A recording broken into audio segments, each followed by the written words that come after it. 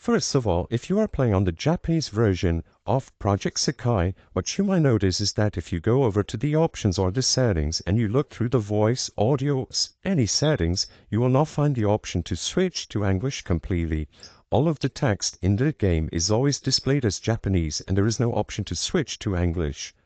Sadly, as of today, it is impossible to fully change Project Sekai from Japanese to English. The only option you have is to go into the Play Store or the App Store on your device and download the English or global version of Hatsune Miku Project Sekai, which is called Colorful Stage.